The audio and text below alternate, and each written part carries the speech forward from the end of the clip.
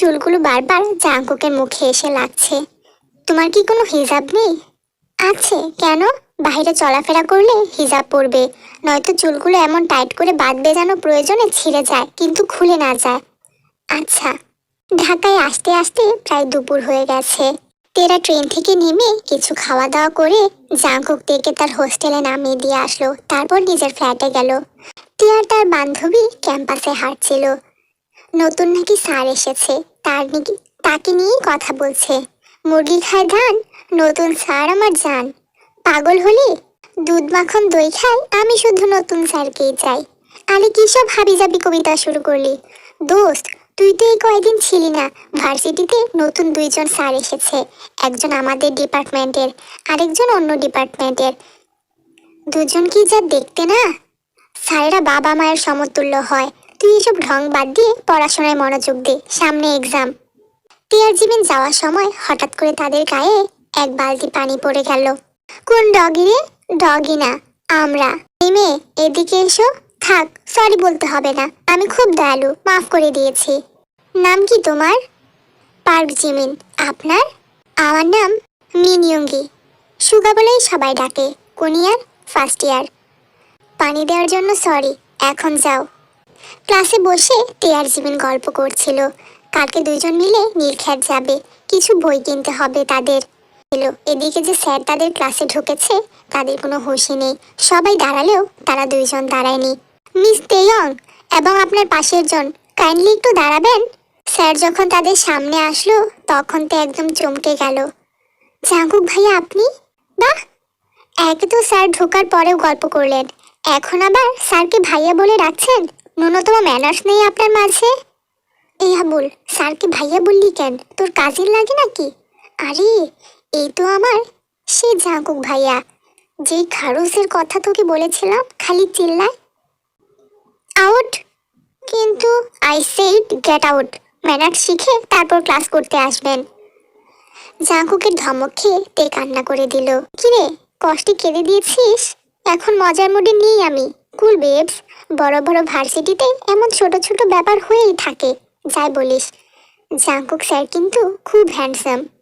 কি হ্যান্ডসাম? আপনি কাবাবে হাড্ডি হতে কেন আসলেন? আগে বলো কাকে হ্যান্ডসাম বলছিলেন? যাকে খুশি বলি। আপনার কি? কিছু না, কাল আমরা ফ্রেন্ডসরা মিলে নীলক্ষেতে যাব। ভাবলাম তোমরা তো নতুন, তোমাদেরও নিয়ে যাই।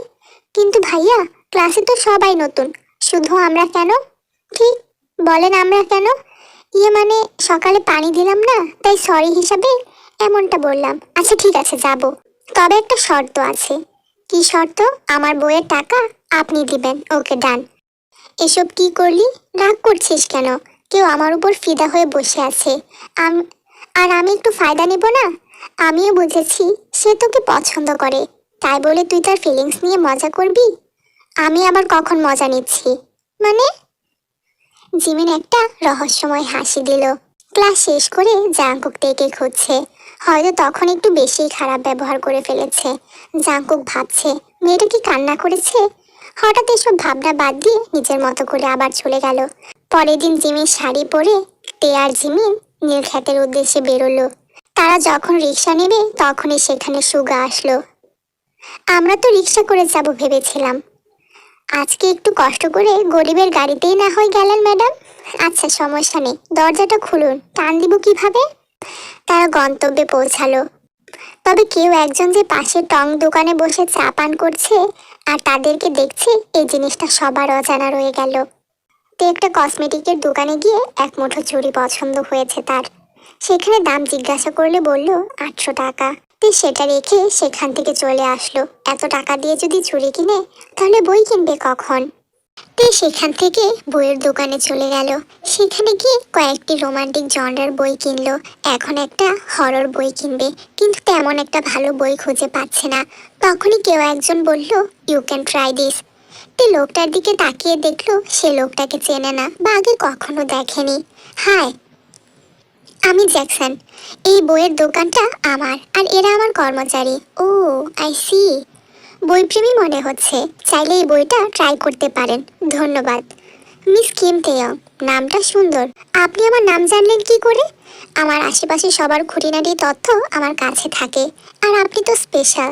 মানে don't take it seriously, fun করছিলাম। এই যে একটু আগে আপনি ক্যাশ মেমোর মধ্যে আপনার নাম লিখলেন, সেখান থেকেই দেখলাম। ও আচ্ছা, তবে আমি আসি। আমার বাইক আছে, চাইলে বাসায় ড্রপ করে দিতে পারি। নো থ্যাঙ্কস, আমার ফ্রেন্ডসরা আছে, আমি যেতে পারবো। সেখান থেকে চট জলদি চলে গেল, আর জ্যাকসনের ঠোঁটে একটা রহস্যময় হাসি। It's time for revenge baby. আমার যেটা চাই আমি ঠিক পেয়ে যাই, নয়তো আদায় করে নেই। এদিকে সুগার হাতে অনেকগুলো শপিং ব্যাগ। কি রে, এসব কি? ওই একটু শপিং করলাম আর কি।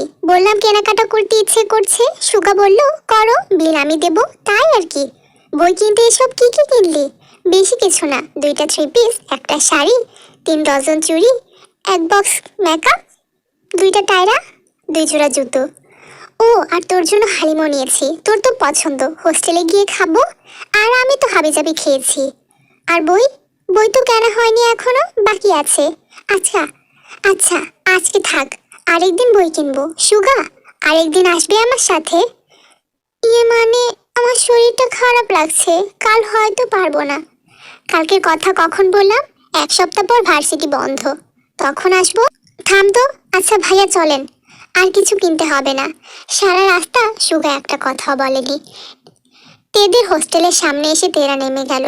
তখন সুগার কাছে জিমিন এসে বলল, আজকে একটু পরীক্ষা করে নিলাম, আপনার ধৈর্য কেমন, সারা জীবন পারবেন নাকি?